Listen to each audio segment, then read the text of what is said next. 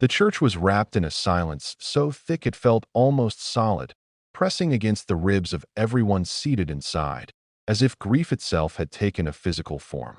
Sunlight slipped through the tall stained glass windows, breaking into shards of blue and gold that rested on the polished wooden coffin at the front, making it look deceptively peaceful, almost holy. The millionaire sat in the first pew, his spine rigid, his jaw clenched so tightly it ached, his expensive black suit hanging on him like borrowed armor that could not protect him from the emptiness hollowing out his chest. His mother had been declared dead only the night before, her body removed swiftly, efficiently, with clinical certainty, and now here he was, surrounded by murmured condolences and sympathetic glances that felt useless, distant, unreal. He stared at the coffin without blinking, terrified that if he looked away for even a second, she would truly vanish from the world. The priest's voice floated through the air, steady and practiced, speaking of eternal rest and divine mercy, but the words slid past him, failing to reach whatever part of him still felt alive. At the back of the church, unnoticed by most, stood the cleaning lady, her hands wrapped around the handle of her cart as if it were an anchor. She had arrived early, as she always did, intending to quietly prepare the space after the mourners left, but the moment she stepped inside, something had twisted sharply in her chest. Her eyes kept drifting to the coffin against her will, her breath growing shallow as an unease she couldn't name crept under her skin. She told herself she was tired, that long nights and harder days were playing tricks on her senses. Yet as the service continued, she heard it, a sound so faint it barely existed, like a whisper trapped beneath layers of wood. She tilted her head, listening again, her heart beginning to race. It wasn't crying, wasn't movement, but a rhythm, irregular and fragile, something she had learned to recognize years ago while caring for the sick and dying, when life clung stubbornly to the body long after hope had faded.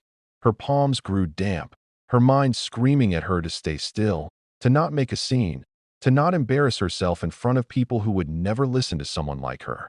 The sound came again, softer this time, and fear exploded into certainty.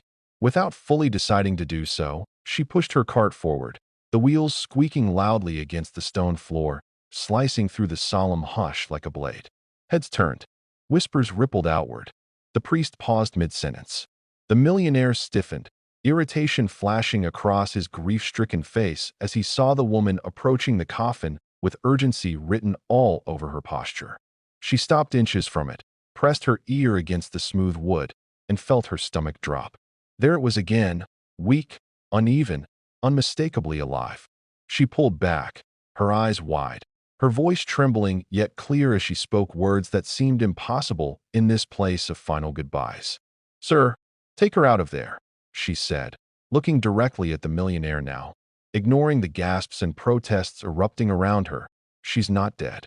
Outrage burst from the funeral director, sharp and offended, while several mourners rose from their seats in shock. The priest raised his hands, demanding order, insisting this was inappropriate, cruel even. The millionaire stood slowly, fury and pain colliding inside him like colliding storms. How dare this woman disrupt his mother's funeral, his last chance to honor her? His mouth opened, ready to unleash words that would have her removed immediately. But then he saw her face properly, not mocking, not hysterical, but pale with fear and conviction, as if she were risking something far greater than humiliation. She knocked lightly on the coffin, her knuckles trembling, then stepped back, giving him space, her gaze never leaving his. The room seemed to hold its breath, time stretching unbearably thin. Memories of his mother flooded him, her quiet wisdom, her insistence on listening to intuition when logic failed, her belief that truth often arrived disguised as inconvenience. His chest tightened, against reason, against protocol, against the crushing weight of public expectation. His hand lifted slightly. "Open it," he said, his voice hoarse, cracking the moment in half. Chaos erupted instantly, but as the lid was forced open and his mother's chest rose in a weak, desperate gasp, the church shattered into screams, prayers, and sobs, the sound of life returning echoing louder than any hymn that had been sung that day. The silence she created did not fade quickly. It thickened, wrapping itself around every guest like invisible chains. Faces that once gleamed with confidence now showed unease. The groom cleared his throat, forcing a smile, trying to regain control of a moment that was slipping through his fingers. He leaned toward her slightly and whispered that this was not the time for drama. His words were soft, but his grip on her hand tightened, as if pressure could push her back into obedience. She gently loosened her fingers from his, the simple act louder than a scream. She looked around the hall slowly, deliberately, meeting eyes that had mocked her minutes earlier. Some guests shifted in their seats. Others avoided her gaze entirely. The groom's mother stood rigid, her glass forgotten in her hand, sensing danger but unwilling to acknowledge it. The bride spoke again, her voice still calm, yet carrying a weight that demanded attention. She said she had spent her life learning how easily people measured worth by appearance, by rumors, by what they thought someone lacked. She spoke not as a victim, but as an observer, dissecting the room with quiet precision. The groom interrupted her, laughing awkwardly, telling everyone she was just emotional, that weddings were overwhelming. A few people laughed in relief, grateful for an excuse to dismiss her words. But she did not stop. She turned toward him, really looking at him for the first time that day. She asked him if he remembered why he had fallen in love with her. He hesitated again, searching for an answer that would sound right. He mentioned her kindness, her simplicity, her humility. Each word sounded rehearsed, borrowed, empty. She nodded slowly, then asked him if he would have spoken those same words if she had arrived that day in a dress worth more than the entire hall. The question landed like a blade. Murmurs spread again, sharper now, confused, uncomfortable. The groom flushed, anger rising beneath his embarrassment. He told her she was being unfair, that she was ruining everything. She smiled sadly and replied that the truth often did that. It ruined illusions, not reality. From the back of the hall, the man in the black suit stepped forward at last. His shoes echoed against the marble floor, each step measured, confident. Some guests recognized him and straightened instantly, their expressions shifting from curiosity to alarm. He stopped beside the bride, inclining his head respectfully before turning to face the crowd. He introduced himself simply, stating his position as legal advisor and trustee to one of the largest private estates in the country. A ripple of surprise moved through the room, but disbelief still dominated. The groom's mother laughed sharply, accusing the man of making a tasteless joke.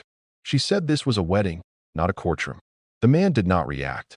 He calmly removed a folder from inside his jacket and placed it on the table near the altar. He spoke of holdings, corporations, international investments, philanthropic foundations known across continents. Names were mentioned, names that carried weight, names people had read about in financial headlines. The room grew colder with every sentence. Then he said her full name, not the shortened, modest version she had used all this time, but the real one, the name that had once silenced entire boardrooms. Gasps erupted. A few guests stood unconsciously, as if their bodies reacted before their minds could catch up. Phones were pulled out, frantic searches confirming what ears could barely accept. The bride watched the realization spread like wildfire. Expression steady, eyes clear. The groom stared at her as if she were a stranger. His mouth opened, but no sound came out. His mother's face drained of color, her confident posture collapsing inward. She whispered the name again under her breath, this time with fear. The legal advisor continued, explaining that the bride was the sole heir to a fortune built over generations, wealth so vast it rendered this wedding's extravagance insignificant. He spoke of her choice to live privately, to conceal her identity, to test love without power attached to it. The bride finally spoke again, turning to the guests. She said she had never needed their approval, only their honesty. She asked them if they would have treated her the same way had they known the truth from the beginning. No one answered. Shame hung thick in the air, heavier than the chandeliers above them. The groom took a step back, then another, as if the ground beneath him had shifted. Every joke he had laughed at, every moment he had stayed silent while she was humiliated, replayed in his mind. He saw himself clearly now, not as a man of status, but as someone small, afraid, easily influenced. His knees weakened, his pride crumbling under the weight of realization that he looked at her again, really looked, and saw not just the woman he thought he was marrying, but someone far stronger than he had ever been. Tears filled his eyes, not from love, but from regret and terror at what he had lost. Slowly, in front of everyone, he moved toward her, his body acting before his mind could stop it. The room held its breath as his knees touched the floor. A sharp, collective inhale followed, disbelief rippling across faces that moments ago had been filled with mockery. The groom knelt there, vulnerable, stripped of all pretense. He reached for her hands, his voice breaking as he begged for forgiveness, not just for the insults, but for failing to stand beside her when it mattered most. He said he hadn't known, that if he had known, everything would have been different. She did not pull her hands away. She did not squeeze them either. She simply looked down at him, her expression unreadable, her silence more powerful than any response. And in that moment, everyone understood that the revelation was not the climax of this story. It was only the turning point. Weeks later, the house that had once felt like a carefully curated museum of success was filled with unfamiliar sounds of life returning to its corners, soft laughter drifting down hallways that had long echoed only with footsteps and silence. Morning light poured through wide windows, warming the polished floors where shadows used to linger, and the millionaire stood near the doorway of his mother's room, watching her sit upright in a wheelchair, a blanket draped over her knees, her hair brushed neatly, as if reclaiming dignity, one small gesture at a time. Each breath she took still felt like a gift that could be taken back without warning, and he found himself counting them unconsciously, afraid that certainty would tempt fate. The cleaning lady stood beside her, no longer clutching a cart or keeping her eyes lowered, but moving with calm confidence, adjusting the blanket, offering water, speaking in a voice that was gentle yet unafraid. Their connection had grown quietly over the weeks of recovery, forged not by obligation but by shared survival, and as he watched them talk, he realized how profoundly the meaning of his home had shifted. It was no longer defined by expensive art or guarded privacy, but by the fragile presence of a woman who should have been gone and the unexpected strength of another who had refused to let her disappear. One afternoon, as sunlight painted the room in gold, his mother reached for the cleaning lady's hand and held it with surprising firmness, her eyes bright with emotion that words struggled to hold. She thanked her not as a benefactor might, but as a mother who understood how close she had come to never seeing her son again, her voice trembling with sincerity. The cleaning lady's eyes filled, and she nodded, swallowing tears, admitting softly that she had been terrified that day, that she had nearly stayed silent, nearly convinced herself she had imagined everything. The millionaire listened, his chest tightening at the thought of how easily fear could have stolen this second chance. Later that evening, he sat alone in his study, surrounded by contracts and documents that once defined his power, and realized they felt strangely small now. Gratitude demanded more than words, more than charity offered from a distance. The next morning, he spoke to her plainly, asking her to stay, not as someone hidden behind uniforms and schedules, but as a valued caretaker with fair pay, respect, and a voice in how things were done. She hesitated, searching his face for condescension or pity, and when she found neither, she agreed on one condition, that she would never be treated as invisible again. He accepted without argument, knowing that promise would reshape not just his household, but his understanding of worth. As days turned into months, the story that had once threatened to become a spectacle faded from the headlines, replaced by quieter routines that mattered more. His mother regained strength slowly, each step of victory celebrated with smiles rather than applause, and the house filled with the gentle rhythm of ordinary life, shared meals, conversations that lingered, laughter that surprised them all. One afternoon, sitting together in the garden, his mother looked at her son with a seriousness that made him straighten despite himself.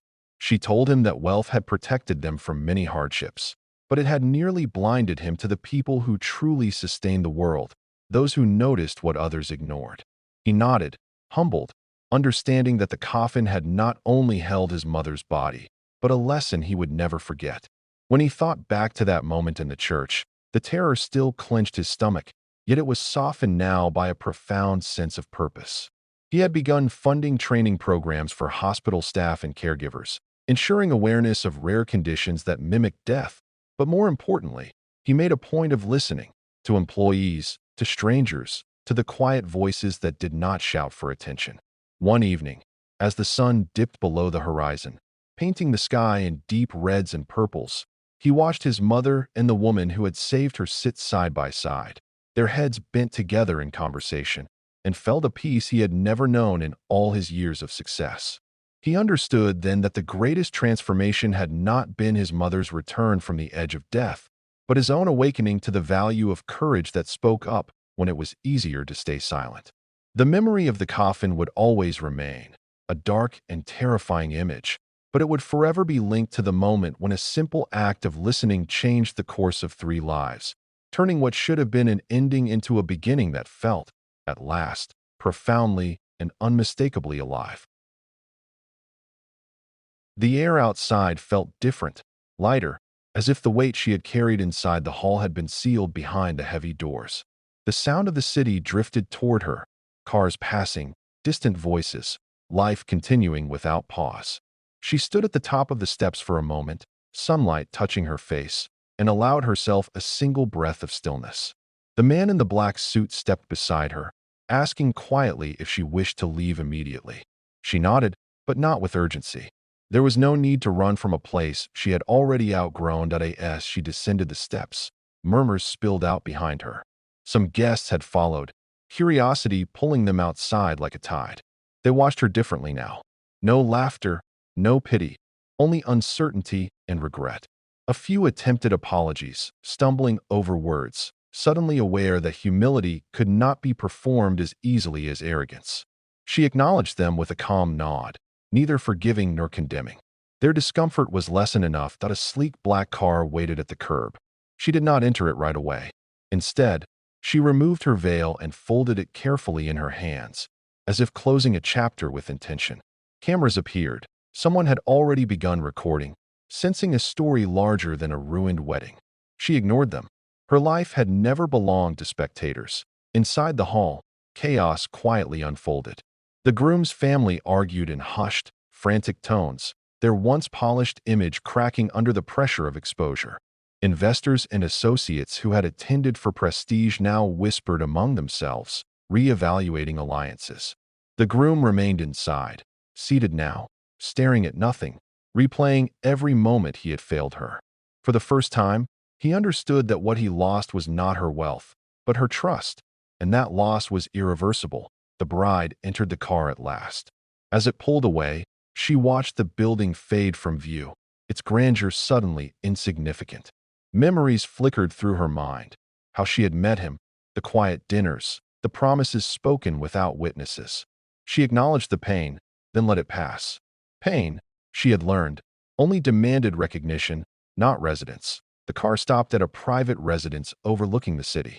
It was a place few knew existed, chosen for peace rather than display.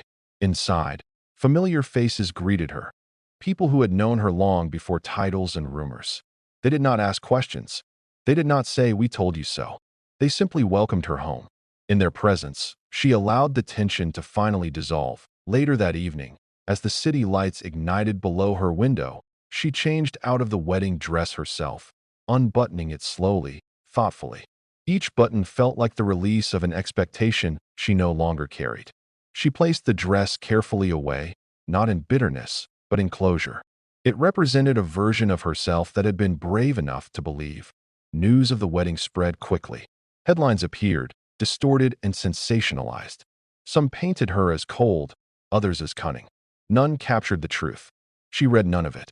Instead, she reviewed documents, messages, responsibilities waiting patiently for her return. Power felt different now, not inherited, not hidden, but claimed. The legal advisor visited briefly, informing her that her public identity was now fully exposed. There would be consequences, attention, demands. She listened, then smiled faintly. She had never feared visibility, only misjudgment.